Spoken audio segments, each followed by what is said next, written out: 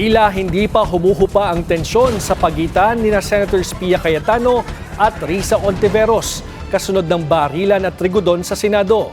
Ang sagutan ng dalawang lady senator judges tila nadala hanggang sa Senate Impeachment Court. Narito ang Agenda Weekend Report ni Dexter Ganibe ng Abante. Sa impeachment trial, hindi lang mga abogado ang may pagkakataong gisahin ang testigo. Ang mga senator judges ay nabibigyan din ng limitadong oras para rito. Pwede rin silang magtanong sa prosekusyon at depensa para mabigyang linaw ang ilang hakbang kung malabo ito para sa kanila.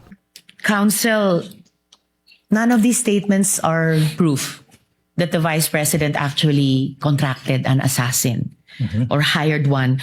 Why are these acts impeachable? Yes, there is an answer to the question, Your Honor, please. Dito na inilahad ni Attorney Amando Vergel-Ligutan, counsel for the panel of prosecutors, ang mahabang sagot kung bakit impeachable offense ang Article 4 ng Articles of Impeachment. Bagay na inalmahan ni Senator Judge Pia Cayetano at tinawag na unfair ang ginawa ng kanyang kapwa Senator Judge dahil nagmistulan ng closing statement ang sagot ng prosekusyon. But when we allow this to happen, shortcut na natin yung process. So, if I may, with all due respect, Mr. President, admonish us. Call us out if yung question natin is also not proper at the proper time. If you wish to strike out the response of the prosecutor, then so be it, Mr. Presiding Officer. But for clarity again, my intention was not to provoke a closing statement. Sa ikatlong araw ng impeachment trial kung saan sumailalim sa cross-examination ng depensa ang unang testigo ng prosekusyon, muling nagtanong si Senator Hontiveros sa depensa. Kaugnay ito kung kabilang ba sa posisyon ng depensa na palalampasin na lang ang sinasabing pagbabanta ng Vice Presidente kung may lehitimong dahilan para gawin ito. Dahilan para muli siyang paalalahanan ng presiding officer.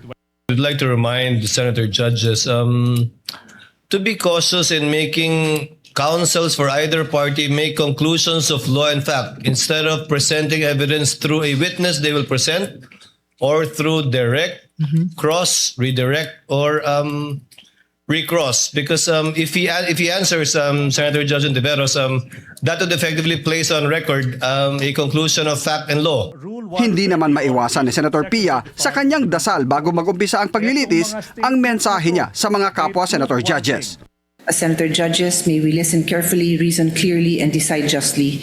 May we never lose sight of the fact that our role here is not to serve any interest, but the interest of the Filipino people and the integrity of our institutions.